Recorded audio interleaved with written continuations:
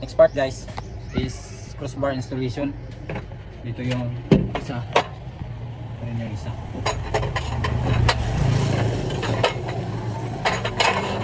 Napakadali lang higpitan yung tornilyo kasi may kalimutan yung pangalan.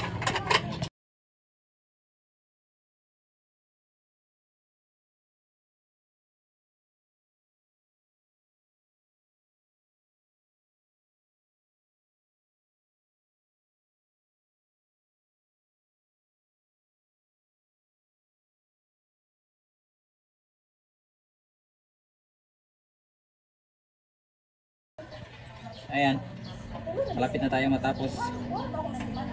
Next step nito is yung paa.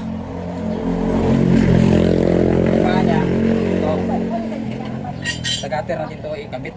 O pag gani, ni mo lock.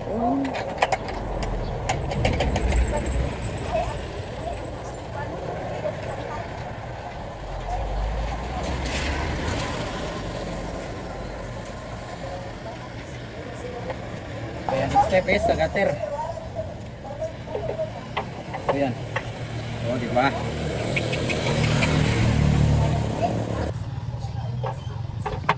Ito yung mga paa niya. 4 na piraso. Ayan. May mga tornilyo to. Dito.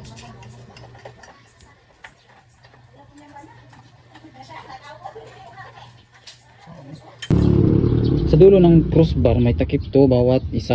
Yan. Pila din. Ayan. Ito na lang yung gagamitin natin dahil nawala yung Team MM na open wrench. Pagtsagaan na lang natin to. Total kasya naman dito. Yan, higpit na. Same process lang sa paglagay ng tornilyo dito. Same process lang mula dito hanggang doon sa mga kapareho niya.